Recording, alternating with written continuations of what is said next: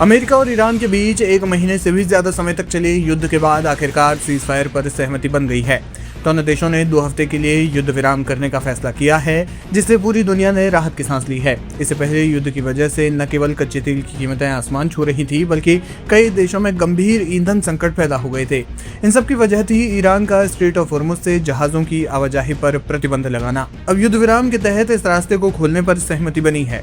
इन सब के बीच एक मुस्लिम देश का सबसे बड़ा फायदा होता हुआ नजर आ रहा है। ये देश है ओमान। ईरान अमेरिका के बीच सीज फायर से जुड़ी शर्तों की अब तक की मिली जानकारी के मुताबिक अब स्ट्रेट ऑफ हॉर्मुज पर ओमान की पकड़ और ज्यादा मजबूत हो सकती है। दरअसल ईरान ने अमेरिका को जो 10 सूत्रीय सीज फायर प्रस्ताव सौंपा है, उसमें एक अहम प्रावधान ये भी है कि तेहरान और ओमान दोनों हॉर्मुज से गुजरने वाले जहाजों से ट्रांजिट फीस वसूल सकते हैं। गौरतलब है कि ईरान और ओमान के बीच स्थित करीब 34 किलोमीटर चौड़ा ये रास्ता अब तक अंतर्राष्ट्रीय जलमार्ग माना जाता रहा है, जहां किसी तरह का कोई टोल नहीं लिया जाता था। ये दुनिया के सबसे प्रमुख जलमार्गों में से एक है और यहाँ से दुनिया के कुल तेल व्यापार का करीब 5वां हिस्सा गुजरता है, इसलिए इसकी अहमियत बहुत ज्यादा है। ईरान इस रास्ते से गुजरने वाले जहाजों से टोल वसूलने की पक्की प्लानिंग कर रहा है, जिसमें ओमान भी उसका साथ दे रहा है।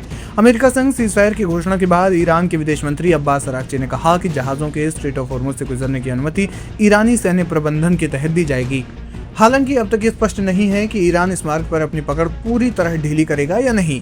एक क्षेत्रीय अधिकारी के अनुसार इस योजना के तहत ईरान और ओमान दोनों को इस रास्ते से गुजरने वाले जहाजों से शुल्क लेने की अनुमति होगी। अधिकारी ने कहा कि ईरान इस धन का उपयोग पुनर्निर्माण के लिए करेगा। इससे पहले ईरान के उप विदेश मंत्री काजिम गरीबाबादी ने भी कहा था कि ओमान के साथ मिलकर एक ऐसा प्रोटोकॉल तैयार किया जा रहा है जिसमें जहाजों को यहाँ से गुजरने के लिए परमिट और लाइसेंस लेना होगा।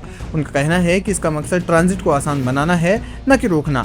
वहीं ओमान ने भी पुष्टि की है कि उसने ईरान के साथ बातचीत की है ताकि इस रास्ते से जहाजों की आवाजाही सुचारू बनी रहे। ये इसलिए अहम है क्योंकि युद्ध से पहले ईरान या ओमान ऐसा कोई शुल्क नहीं वसूल रहे थे। ऐसे में ये ओमान के लिए फायदे की योजना साबित हो सकती है।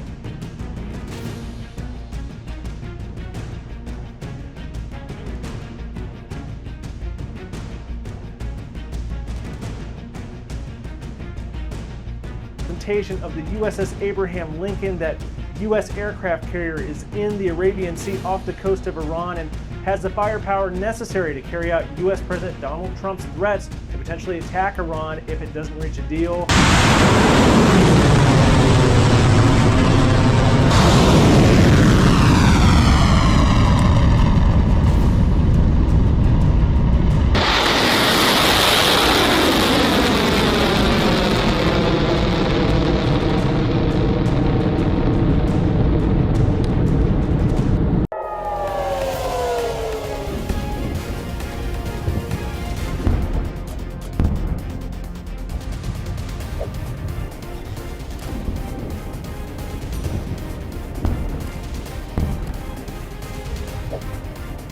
मिडिल ईस्ट में जंग को 39 दिन पूरे हो चुके हैं, लेकिन गुजरते दिन के साथ युद्ध और ज्यादा भीषण होता जा रहा है। इसी बीच अमेरिकी राष्ट्रपति डोनाल्ड ट्रंप ने ईरान पर बड़े हमले की धमकी दी, बल्कि ईरान को खत्म करने की बात भी कही, जिससे पूरी दुनिया में हड़कंप मचा हुआ है। हर कोई सिर्फ यही सोच रहा है कि अमेरिका आखिरकार अब क्या करने वाला है। और तो और अमेरिकी राष्ट्रपति डोनाल्ड ट्रंप ने ईरान को धमकी दी है कि अगर उसने डील नहीं की और हुर्मुज समुद्री मार्ग नहीं खोला तो ईरान पर इतने हमले करेंगे कि वह पाषाण युग में चला जाएगा। लेकिन इन सभी धमकियों के बीच अमेरिका ने एक ऐसा कदम उठाया जिससे मिडिल ईस्ट समेत पूरी दुनिया में अटकलों का बाजार गर्म हो गया। दरअसल अमेरिका ने पश्चिम एशिया में बढ़ते तनाव के बीच एक बड़ा और चौंकाने वाला कदम उठाया है। ट्रंप प्रशासन ने फारस की खाड़ी से सटे बहरीन में तैनात अपने करीब 1500 सैनिकों और उनके परिवारों को गुप्त तरीके से वहां से निकाल लिया है। इस गुपचुप निकासी और बहरीन से नौसैनिकों की तैनाती पर अमेरिकी यू टर्न का अंदाजा इसी बात से लगाया जा सकता है कि सैनिकों से कहा गया था कि वे अपने साथ केवल उतना ही सामान ले जाएं जितना कि उनके एक बैकपैक में आ सके। इसके साथ ही अमेरिकी सैनिकों को पालतू जानवरों को भी निकालने की इजाजत दी गई थी। मीडिया रिपोर्ट्स में दावा किया गया है कि उन्हें आदेश दिया गया था कि जो बैग में आ सके उतना ही लेकर तुरंत निकलो। रिपोर्ट्स के मुताबिक यह निकासी ईरान के मिसाइल और ड्रोन खतरों के बीच की गई है। सैनिकों को वहां से निकलने के लिए कोई लंबी तैयारी का समय नहीं मिल सका। उन्हें सिर्फ एक निर्देश मिला, बैग पैक करो और निकलो। रिपोर्ट्स में कहा गया कि कई लोग सिर्फ कपड़ों और जरूरी सामान के साथ ही रवाना हो गए। एक अधिकारी के मुताबिक वे लगभग खाली हाथ लौटे, सिर्फ उतना ही लिया जो बैकपैक में आ सका। फारस की खाड़ी के दक्षिणी तट पर बसा बहरीन सिर्फ एक छोटा द्वीप नहीं, बल्कि यहाँ अमेरिकी सेना की 5वीं फ्लीट का मुख्यालय भी है, जिस पर ईरान युद्ध के बीच मंडराता खतरा बढ़ गया है। यहीं से पूरे पश्चिम एशिया में समुद्री ऑपरेशन कंट्रोल होते हैं।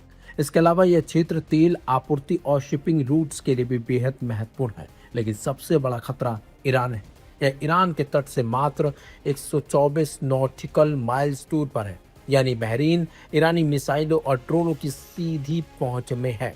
ईरान ने इस महीने की शुरुआत में ही बहरीन में अमेरिकी ठिकानों पर मिसाइल और ड्रोन हमले किए हैं। हाल के घटनाक्रमों में जहां अमेरिकी राष्ट्रपति डोनाल्ड ट्रंप ईरान को पाषाण युग में भेजने की धमकी दी है, वहीं ईरान ने भी अमेरिकी ठिकानों निशाना बनाने की चेतावनी दी है। ऐसे में इस क्षेत्र में ड्रोन और मिसाइल हमलों का खतरा बढ़ गया है। युद्ध में स्थिति बिगड़ने की सूरत में अमेरिकी सैन्य बेस सीधे ईरान के टारगेट जोन में आ गए हैं। यही वजह है कि अमेरिका को तेजी से गुपचुप तरीके से बहरीन से अपने सैनिकों को तुरंत निकालना पड़ा है। रिपोर्ट्स में कहा गया है कि बहरीन से निकाले गए सैनिकों को सीधे अमेरिका ले जाया गया है। ये कदम साफ संकेत देता है कि अमेरिका अब ईरान पर संभावित बड़े हमले के लिए तैयार हो रहा है, तो दूसरी तरफ पश्चिम एशिया में सुरक्षा स्थिति तेजी से बिगड़ने वाली है और रणनीतिक ठिकानों पर वास्तविक और तत्कालिक खतरा बढ़ गया है। इस तनातनी और बढ़ते खतरे का असर मिडिल ईस्ट के अन्य देशों पर भी पड़ा है। सऊदी अरब ने 25 किलोमीटर लंबे किंग फहद काजवे पुल को आनन फानन में बंद कर दिया है। ये काजवे सऊदी को बहरीन से जोड़ता है और इस खाड़ी देश के लिए काफी इसे अहम भी माना जाता है। हाल ही में बहरीन और सऊदी अरब को अमेरिका का अहम सहयोगी माना जाता है। ईरान इन दोनों देशों के कई अहम ठिकानों को निशाना पहले भी बना चुका है। मंगलवार को भी ईरान ने सऊदी के एक पेट्रोकेमिकल साइट पर हमले किए, लेकिन जिस तरीके से अब ये सब किया गया है और 1500 सैनिकों को अमेरिका ने वापस बुलाया है, इससे यह अंदाजा लगाया जा सकता है कि कुछ बड़ा होने वाला है।